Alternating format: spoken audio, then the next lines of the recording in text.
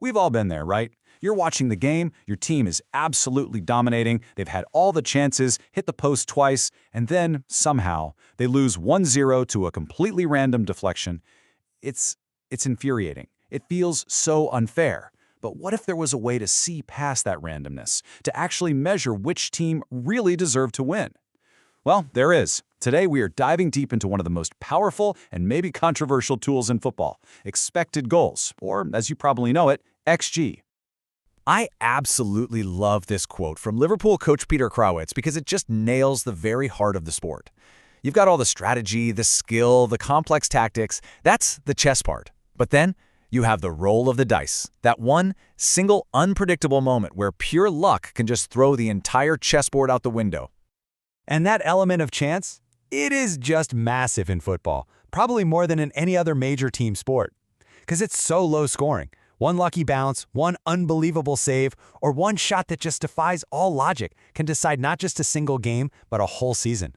The better team doesn't always win, and sometimes the league table, well, it doesn't tell the whole story. Which, of course, leads us to the million-dollar question for clubs, for coaches, for analysts, for all of us, really. How do you look at a performance and actually judge its quality? How do you separate the real skill your team showed from the pure dumb luck of that dice roll? Well, it turns out the answer lies in a metric that was designed to do exactly that. Instead of just looking at what did happen, it tries to calculate what should have happened. So say hello to expected goals. Now, at its core, the idea is actually pretty simple. Every single shot is given a value, somewhere between 0 and 1, and that number is its probability of going in. So a penalty kick, for instance, might have an XG of 0.76, because historically they're scored about 76% of the time. A crazy shot from 40 yards out, that might be just 0.01 XG. It's not about the final outcome of that one shot, it's all about the quality of the chance itself. And here's where it gets really useful. You add up the XG value of every shot a team takes, and you get a number for their overall performance in that game. So let's say they lost 1-0, but they created 3.5 XG. They were probably just really unlucky. What if they won 1-0 from a single 0.05 XG chance? Yeah, they probably got very, very lucky. And for a professional club, this is huge. It helps them make much smarter decisions on everything from signing players to team strategy. Okay, so let's get into the nitty-gritty here.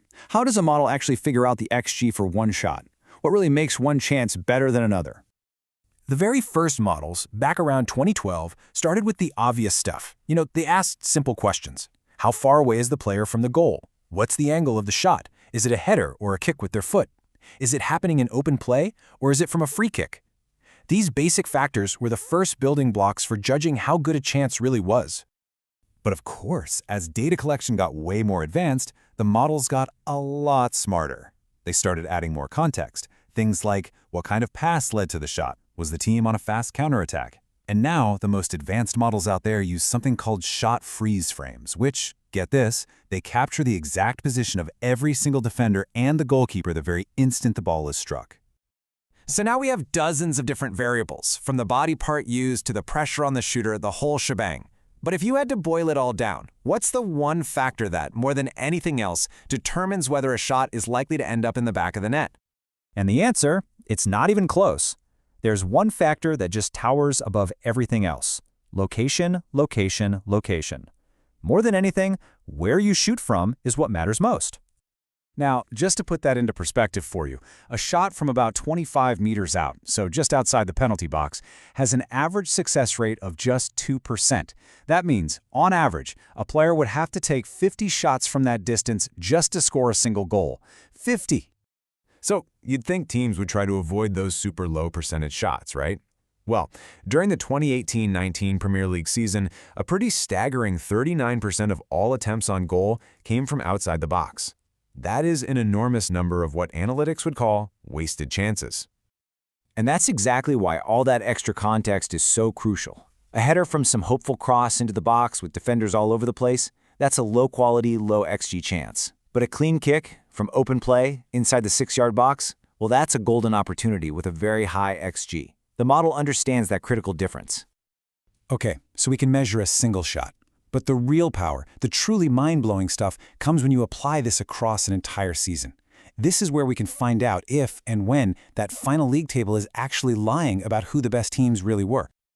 Let's take a look at the 2017-18 Premier League season. Manchester City were the runaway champs, right? A record 100 points. Manchester United finished a distant second. And down at the bottom, West Brom were relegated. That's the official story we all remember. But what if we could just strip out all the luck?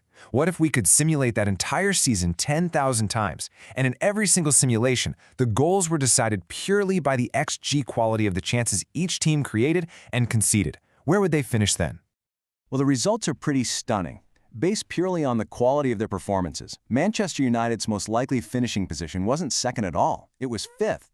And West Brom, who went down in last place, their underlying numbers show they were actually unlucky. Their most probable outcome was to finish 17th and stay in the league. I mean, the data suggests Manchester United were incredibly fortunate. They only had about a 1 in 3 chance of even making the top 4. And this isn't just an English thing. That very same season, over in Italy, a team called Atalanta had underlying numbers that were so good that the simulation gave them a 20% shot at winning the entire league. In reality, they finished 7th. They were unbelievably unlucky. The league table lied. So you can see this is way more than just a fun what-if game. This kind of analysis is actively changing how huge decisions are made at the very highest levels of football. For starters, clubs now use XG for much smarter recruitment. They can find players who are consistently getting into great positions even if they're on a bit of an unlucky finishing streak.